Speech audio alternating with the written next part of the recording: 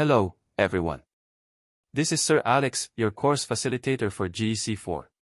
Welcome to Module 3, Intercultural Communication. In this module, we will learn how to communicate effectively with people who have different cultural backgrounds from our own. As you can see in this picture, our world is a connected place, and we often work and study with people from different provinces, countries, and cultures. This module will give you the tools you need to be successful in those interactions. So, why is this so important?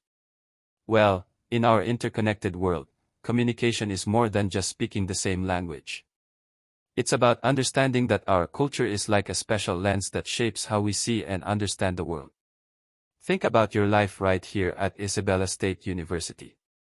You'll meet classmates from different provinces in the Philippines, each with unique customs. Or maybe you're thinking about a future career that involves working with people from other countries. Intercultural communication is the key to navigating all these diverse conversations successfully. Intercultural communication is the dynamic process of exchanging thoughts, ideas, and information between individuals or groups who perceive the world through different cultural lenses. It's about understanding that culture profoundly shapes how we think, behave, and communicate. For this module, we have 4 main goals. By the end, you'll be able to: first, describe cultural influence. We'll look at how both local and global settings shape our communication habits. Second, explain cultural sensitivity. This isn't just about being aware of differences, it's about actively understanding them and knowing how to adapt appropriately. Third, we'll learn to identify communication barriers. We'll analyze common obstacles that can cause misunderstandings. And finally, you'll be able to develop strategies to overcome those barriers and build more respectful relationships. This is a hands-on module, so get ready to learn some practical skills. Let's start with a foundational idea. Think of culture like an iceberg. The part we see above the water, things like food, clothing, and language, is a very small portion of it. But most of our culture, the deepest beliefs and values, are hidden below the surface. These are the things we often don't even realize we have, like our sense of time, personal space, and how we solve problems. They're the real driving force behind how we act and communicate. This is why 2 people can speak the same language but still have a misunderstanding. Their icebergs might be very different. So, let's define this clearly. Culture is essentially a shared blueprint. It's a set of shared beliefs, values, customs, and behaviors that define a group or a society. This blueprint isn't something we're born with, we learn it through our family, school, and media. It influences everything from how we express emotions to how we approach problem solving. It's the unwritten rulebook for our lives. We don't have to look at other countries to see intercultural communication in action.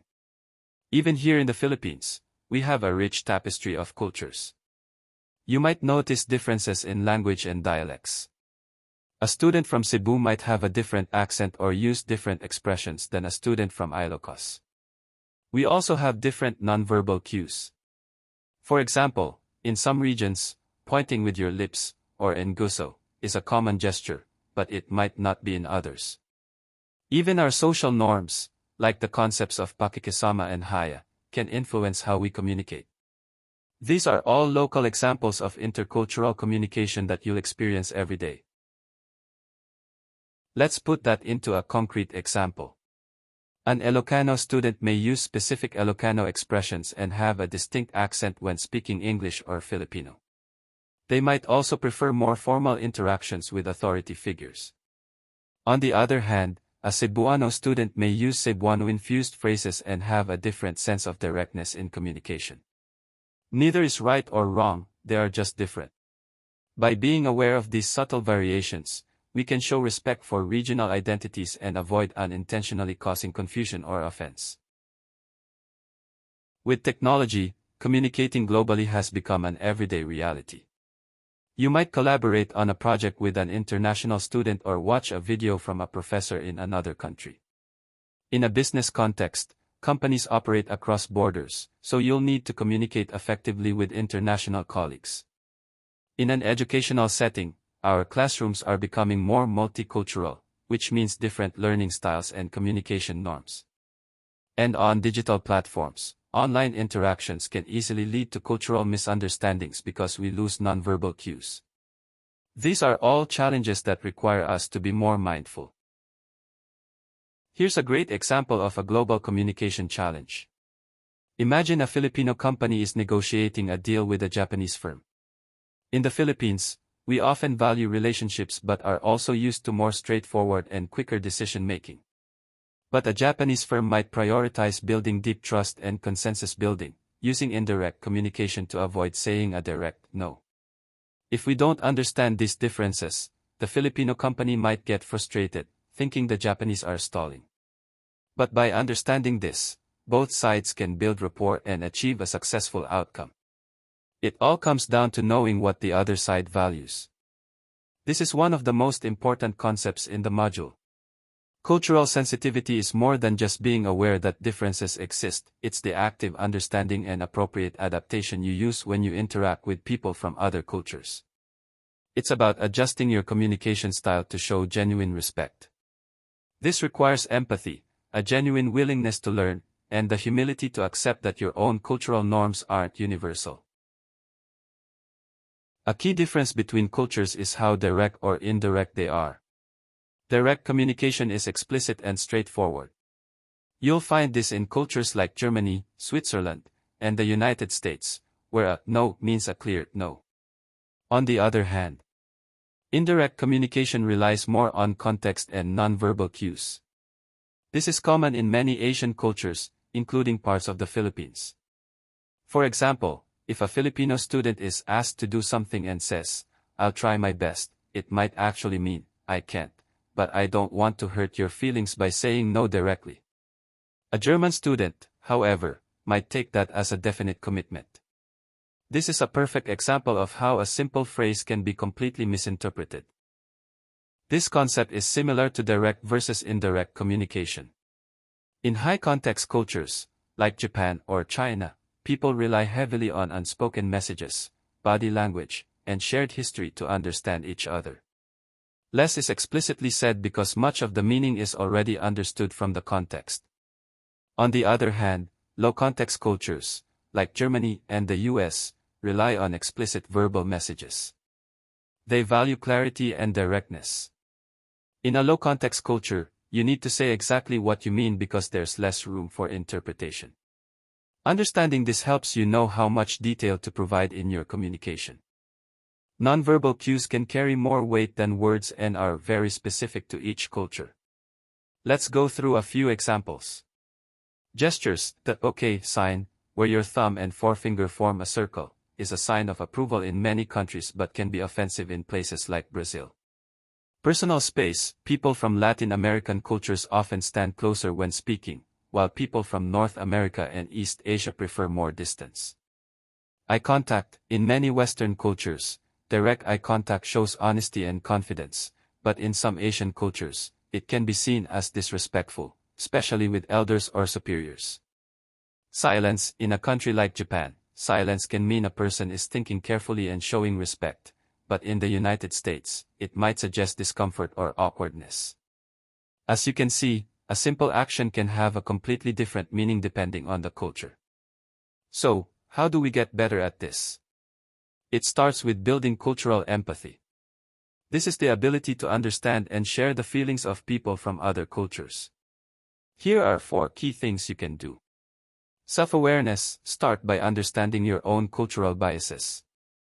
Recognize that your way of doing things is a way, not the only way. Open-mindedness. Be genuinely curious about other cultures. Be willing to learn and challenge your own preconceived notions. Observation. Pay close attention to how people from other cultures communicate, both verbally and non-verbally. Active listening. Listen to truly understand the person's message from their cultural context, rather than just waiting for your turn to speak. Okay, so even with the best intentions, we're going to run into challenges. The key is to recognize these barriers so we can overcome them. This picture of building a bridge is a perfect way to visualize this. Recognizing the obstacle is the first step to building a path to cross it. So let's look at some of the most common communication barriers. The first one is ethnocentrism. This is the belief that your own culture is naturally superior to all others. It's the idea that your cultural norms are the universal standard for judging everyone else. When individuals are ethnocentric, they assume their way of doing things is the normal, right, or best way, leading to dismissal of different practices simply because they're unfamiliar. For example, if a student from a direct communication culture sees an indirect communicator as being indecisive or deceptive, they are falling into the ethnocentrism trap. They're failing to see that indirectness might be a perfectly appropriate way to communicate in that person's culture. This mindset can easily lead to misjudgments and a breakdown in communication. Next, we have stereotyping and prejudice. A stereotype is an oversimplified assumption about an entire group of people. For instance, assuming all students from a certain region are quiet and shy is a stereotype. Prejudice is a negative attitude you have towards someone based on a stereotype, not on who they are as an individual. These two barriers prevent us from seeing people as unique individuals. In a group project, if you stereotype an international student as being less intelligent because of their accent, you might treat them unfairly, which can completely sabotage your teamwork. Even with good intentions, language can be a barrier. We can face challenges with complex vocabulary and grammar, or simply with different accents and pronunciation. The phrase, "open the lights," common in the Philippines, might be confusing to someone from a different country who would say, "turn on the lights." Nonverbal cues can also cause problems, as we saw before.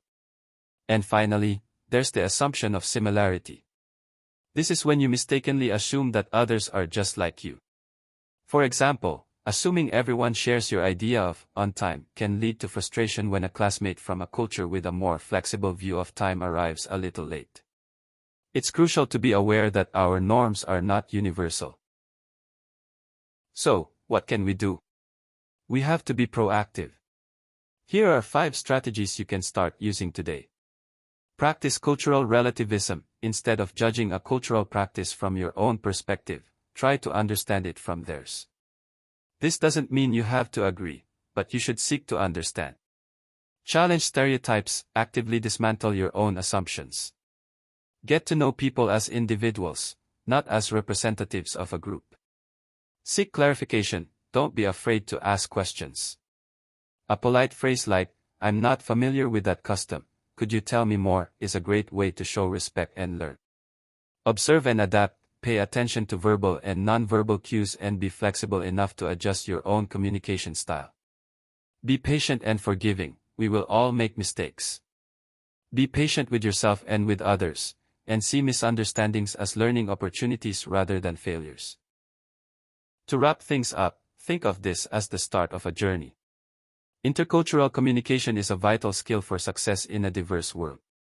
By understanding cultural influences and working to overcome barriers, you can connect with people more meaningfully.